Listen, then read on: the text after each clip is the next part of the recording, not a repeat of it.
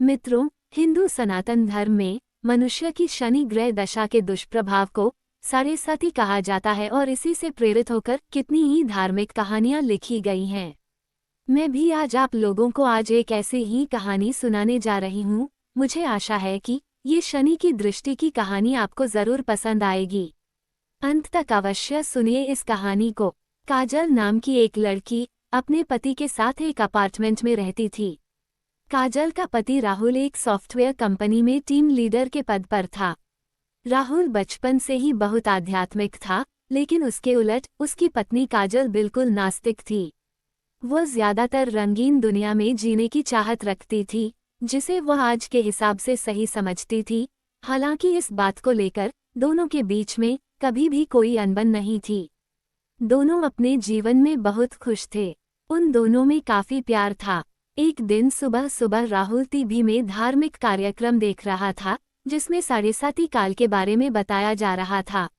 उसी समय काजल चाय नाश्ता लेकर आती है और राहुल के बगल में बैठकर चाय पीने लगती है और थोड़ी ही देर में वह राहुल से चाय पीते हुए कहती है, क्या सुबह से बोर कर रहे हो? और उसी समय टीवी का रिमोट उठाकर चैनल बदल देती है। राहुल को काजल का बर्ताव अच्छा नहीं लगता।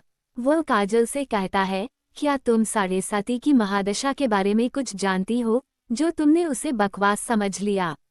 धर्म की बातें समझने के लिए आस्था होनी चाहिए, लेकिन तुम तो बिल्कुल नास्तिक हो। लेकिन तुम्हें किसी और की भावनाओं को तकलीफ देने का हक नहीं है। काजल को राहुल की बात से ग्लानि महसूस होती है और वह राहुल से माफी मांगते हुए वही शनि भगवान का कार्यक्रम टीवी में दोबारा से लगा देती है। राहुल काजल को बहुत प्यार करता था। वह मुस्कुराते हुए कहता है, अरे कोई बात नहीं, चलो आज शनि मंदिर चलते हैं। वैसे काजल को मंदिर जाने में कोई दिलचस्पी नहीं है, लेकिन वह राहुल का दिल रखने के लिए मंदिर जाने को तैयार हो जाती है। दोनों एक साथ बाइक में मंदिर पहुंच जाते हैं। मंदिर के आसपास बहुत सी छोटी छोटी दुकानें लगी होती है। दुकानों में भक्त अपनी अपनी पसंद की चीजें खरीद रहे होते हैं। राहुल प्रसाद खरीदकर मंदिर की तरफ चलने लगता है। वही सीढ़ियों पर एक बाबा काले कपड़े पहने बैठे हुए थे। राहुल उनके कटोरे में कुछ पैसे डाल देता है और काजल के साथ मंदिर चला जाता है। मंदिर में शनि भगवान के दर्शन करने के बाद पुजारी से प्रसाद लेकर दोनों सीढ़ियों से नीचे उतरने लगते हैं और जैसे ही वो नीचे आते हैं, वही बाबा काजल को देखकर कहते हैं, बेटी अपना ध्यान रखना। काजल बाबा को प्रणाम करके राहुल के साथ घर आ जाती है। दरअसल बाबा बहुत तेजस्वी थे। उन्होंने काजल को देखते ही महसूस कर लिया था कि उसके ऊपर शनि की दृष्टि पड़ चुकी है, जिससे उसका साढ़ेसाती शुरू हो चुका है और उसके जीवन में संकट के बादल घिर गए हैं। काजल के घर पहुंचते ही उसके सर में दर्द होने लगता है। काजल राहुल से कहती है, आप थोड़ा मेरे लिए चाय बना लीजिए, मेरे सर में बहुत तेज दर्द है। राहुल काजल के लिए चाय बनाकर ले आता है। राहुल को ऑफिस जाना होता है, इसलिए वह तैयार होकर जल्दी निकल जाता है। काजल घर के काम खत्म करके दोपहर को सो जाती है। शाम को राहुल अपने ऑफिस से घर आता है। काजल तब तक सो ही रही होती है। राहुल काफी देर तक दरवाजा खटखटाता है, लेकिन काजल गहरी नींद में थी। उसे दरवाजे में किसी की आहट सुनाई नहीं दे रही थी। राहुल काजल को फोन लगाता है। फोन की घंटी सुनकर काजल अचानक नींद से जाग जाती है और जैसे उसे पता चलता है कि राहुल दरवाजे पर खड़ा है, वह जल्दी से जाकर दरवाजा खोलती है। राहुल काजल से प्यार से पूछता है, क्या कर रही थी, इतना टाइम क्यों लग गया? काजल आंख मीचते हुए कहती है, पता नहीं कैसे इतनी ज्यादा नींद लग गई कि आपकी आवाज सुनाई ही नहीं दी। राहुल अपना सामान रखकर बाथरूम में फ्रेश होने चला जाता है। उसी समय राहुल के मोबाइल में एक मैसेज आता है। काजल की नज़र अचानक मोबाइल पर पड़ती है। उसमें दिल के निशान के साथ प्यार भरा संदेश दिखाई देता है। मैसेज देखते ही काजल के रोम रोम में आग लग जाती है, क्योंकि वह अपने पति से बहुत प्यार करती थी और यदि वह बेवफा निकले तो उसे बर्दाश्त नहीं होगा। काजल की आंखों से आंसू निकल आते हैं। उसी समय राहुल बाथरूम से बाहर निकल कर आता है। काजल तुरंत उसका फोन रख देती है और अपने आपको काबू में करके अपने कमरे में चली जाती है। वो सोच रही थी कि अगर राहुल उसे खुद इस मैसेज के बारे में बताएगा तो ठीक है, नहीं तो वो इसके बारे में कभी बात नहीं करेगी और उसकी जिंदगी से हट जाएगी। दोनों के प्यार को ग्रहण लग चुका था। साढ़े साथी काल ने काजल को अपनी गिरफ्त में ले लिया था। काजल का स्वभाव बदलने लगा था।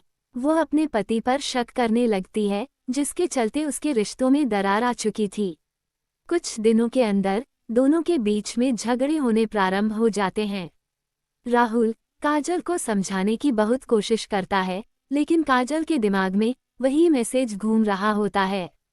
वह राहुल की किसी भी बात पर भरोसा नहीं कर पा रही थी। राहुल काजल को खुश करने के लिए उससे कहता है, चलो मंदिर चलते हैं और वहीं से बाजार घूमने चलेंगे। आज कुछ कपड़े खरीदते हैं, लेकिन काजल गुस्से में वहां से उठकर चली जाती है। राहुल अकेले ही मंदिर चल देता है। राहुल को दोबारा वही बाबा मंदिर की सीढ़ियों में फिर से दिखाई देते हैं।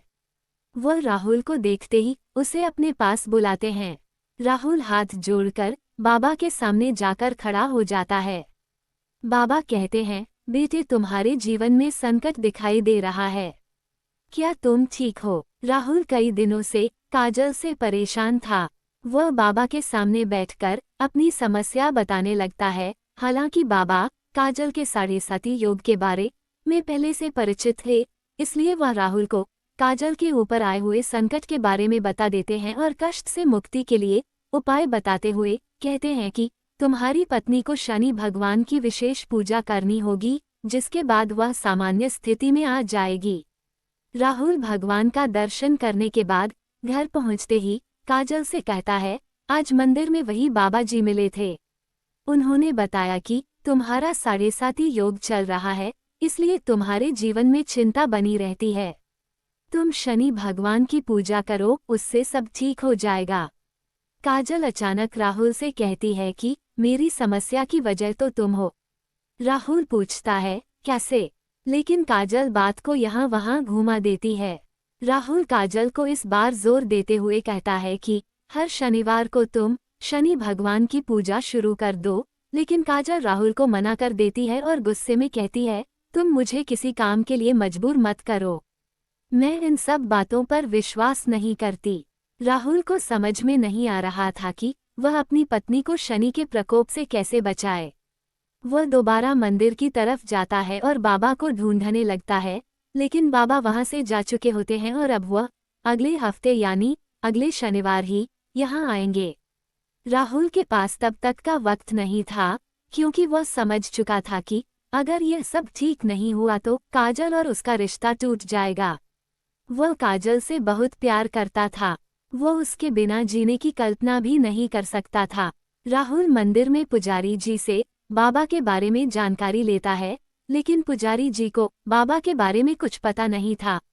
वह कहते हैं, बेटा मैं यहाँ सुबह में आता हूँ, लेकिन मैंने आज तक किसी बाबा को सीढ़ियों पर बैठे नहीं देखा।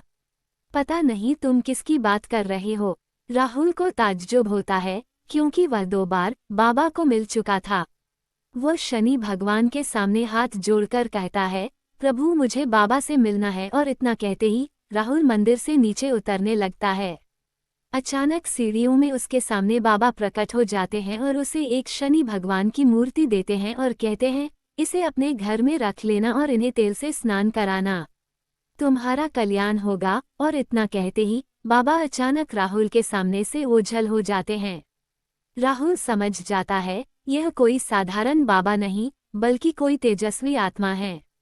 राहुल अपने घर पहुंचकर शनि भगवान की मूर्ति स्थापित कर देता है। राहुल जैसे ही वह मूर्ति को तेल से स्नान कराता है, काजल पीछे से आकर जोर जोर से चिल्लाने लगती है और कहती है, खुद चरित्रहीन होकर ये ढोंग मत करो। अपनी गलती छुपाने के लिए तुम शनि भगवान का सहारा ले रहे हो। अपने आप को आईने में देखो तो पता चलेगा कि तुम कितने घटिया इंसान हो। काजल की इतनी अभद्र बातें सुनते ही राहुल के पैरों तले जमीन खिसक जाती है।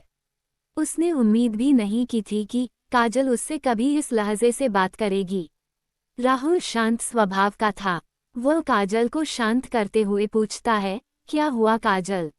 आराम से बात करो। काजल तुरंत उसका मोबाइल लाकर वही मैसेज उसके सामने रख देती है। राहुल काजल से पूछता है, यह क्या है? काजल तुरंत कहती है, तुम बताओ, यह क्या है और कौन है जिसने तुम्हें ये मैसेज भेजा है?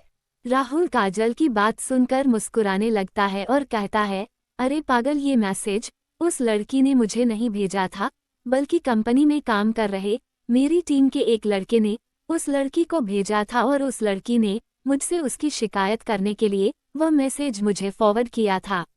ये बात सुनते काजल का दिमाग शून्य हो जाता है। उसे कुछ समझ नहीं आता। वह जमीन पर बेसुध होकर बैठ जाती है। राहुल उसके बगल में बैठकर उसका हाथ पकड़कर पूछता है, क्या तुम इतने दिनों से इस मैसेज की वजह से मुझसे झगड़ा रही हो? तुम पागल तो नहीं हो गई? एक बार मुझसे पूछ तो लिया होता। मैं तुम्हारे अलावा किसी और लड़की के बारे में सोच भी नहीं सकता। काजल जोर जोर से रोने लगती है और राहुल के गले लग जाती है।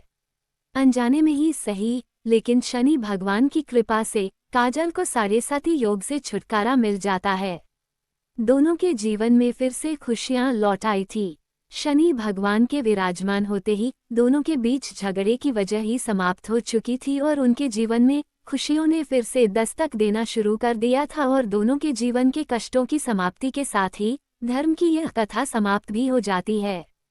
मित्रों, अगली कहानी में फिर मुलाकात होगी। तब तक आप लोग इस कहानी को लाइक कर अपने मित्रों में शेयर कीजिए और एक प्यारा सा कमेंट जरूर कीजिए। शुभ विदा।